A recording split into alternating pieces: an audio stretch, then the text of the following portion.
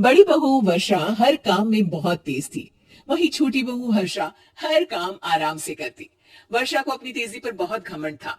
वो बात बात पर हर्षा को ताना मारा करती। एक दिन वर्षा किचन में खाना बना रही होती है और हर्षा से कहती है, देवरानी जी, इतना धीमे धीमे खाना बनाओगे तो लोग भूख से मर जाएंगे।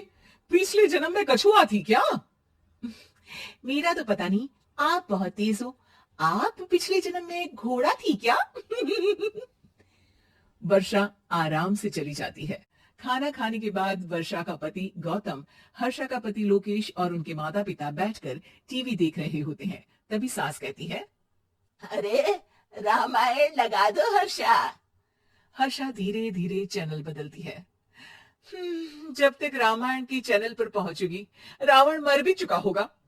हाँ बेटा हर्षा, जल्दी लगा देना, राम भगवान के दर्शन कर लूं। जी लगा तो रही हूँ। इतना स्लो? सासू माँ, इतने में तो अयोध्या जाके राम भगवान के दर्शन कराएंगी। सब वर्षा की बात पर हंसने लगते हैं।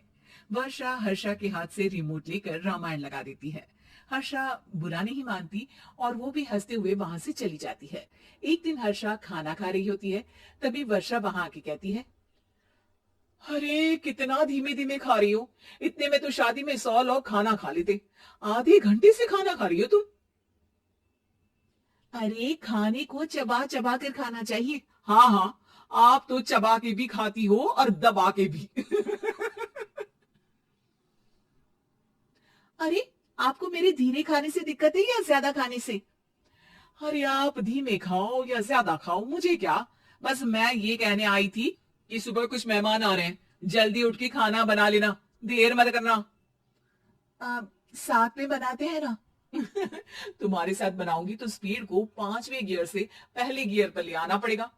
अरे भाई, तुम्हारे साथ रहकर तो मेरी तेज रफ्तार पर भी असर पड़ेगा और मैं भी तुम्हारी तरह हौले हौले काम करने लगूंगी सब।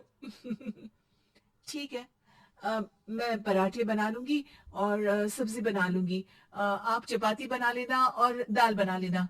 हाँ हाँ ठीक है, पर अलग अलग ही बनाएंगे। अगले दिन हर्षा जल्दी उठ के काम करने लगती है और वर्षा सुबह उठ के ये सोच के वापस सो जाती है कि काम तो वो तेज कर ही लेती है। अगर थोड़ी देर सो भी जाएगी तो भी हर्षा से पहले तो काम निपटा ही लेगी। हर्षा बेटा, आज भगवान के लिए थोड़ा जल्दी हाथ चलाना। हाँ, मेहमान आने ही वाले हैं। जी हाँ माँ, आटा गूंद लिया है, आलू उबल रहे हैं, पराठे बनाने ही वाली हूँ, फिर सब्जी भी बना लूंगी। इतने में ही वर्षा वहां आ जाती है। माँ जी, मेरा तो आप टेंशन ही मत लो, अभी उठी हूँ, लेकिन देखना खाना फटाफट राजधानी एक्सप्रेस की स्पीड से बना दूंगी। इतने में ही मेहमान आ जाते हैं। आइए आइए आइए, खाना बन ही रहा है, चाय बनवा लेती हूँ पहले आपके लिए। सास किचन में आती है। वर्षा, वो लोग आ गए, चाय बना दे जल्दी से। हर्षा को नहीं बोल रही क्योंकि वो तो सुबह की चाय देने में शाम कर देगी। चाय बन भी चुकी है माँ जी। वर्षा तेज ही नहीं, सबसे तेज है। अब चलिए मैं चाय लेकर आती हूँ। वर्षा मेहमानों के सामने चाय लेकर जाती है। ये हमारी बहू है वर्षा, तेज वर्षा कहते हैं इसको। हर काम में इतनी तेजी रखती है जैसे मिल्खा सिंह भाग रहा हो। अरे वाह वाह, फिर तो खाना भी जल्दी मिलेगा हमको। हाँ हाँ, आप चाय नाश्ता खत्म कर लेंगे, उसके पहले ही वर्षा जल्दी से स्वादिष्ट खाना भी लेकर आ जाएगी। वादा तो कर लिया जल्दी खाना देने का, आपकी चपाती भी नहीं बनी और दाल भी नहीं उबली। फिर भी तुमसे पहले काम खत्म हो जाएगा मेरा। तुम्हारी तरह नहीं हूं, घड़ी की सबसे पतली सुई की जैसे धीमे धीमे धीमे काम करती हो तुम। बस वर्षा अपने तेज हाथों से दाल कुकर में चढ़ाती है और आटा निकाल के गूंथने लगती है। थोड़ी देर में कुकर की तेज सीटी बजती है और वर्षा का हाथ डोल जाता है। आटे में पानी ज्यादा पड़ जाता है। अरे रे, आटा तो ज्यादा गीला हो गया। वर्षा जब रोटी बेलने लगी तो एक भी रोटी गोल नहीं बन रही थी। कोई रोटी श्रीलंका के नक्शे जैसी थी तो कोई रोटी ऑस्ट्रेलिया के नक्शे जैसी बनती। वर्षा चिढ़ जाती है। कुकर फिर से जोर से सीटी मारता है। सास बाहर से आवाज देती है, वर्षा बेटा, आज स्पीड थोड़ी कम लग रही है, टाइम और लगने वाला हो तो बता दो बेटा।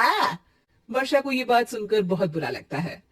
वो सोचना भी नहीं चाहती थी कि कभी उसकी तेजी पर कोई सवाल उठेगा। वहीं हर्षा धीमे धीमे अपना काम करती रहती है। वर्षा दाल बनाते वक्त भी इतनी घबरा जाती है कि जल्दबाजी में दाल में नमक ज्यादा गिर जाता है। वर्षा का खाना फिर भी हर्षा से जल्दी तो बन जाता है और जब खाना मेहमानों के सामने लगता है तो सब हर्षा के खाने की तारीफ करते हैं। अरे पराठी तो कमाल की बनी है, और सब्जी भी। बस दाल में नमक थोड़ा इधर उधर हो गया है। वर्षा को बहुत शर्म आती है और वो नीचे सर करके खड़ी रहती है।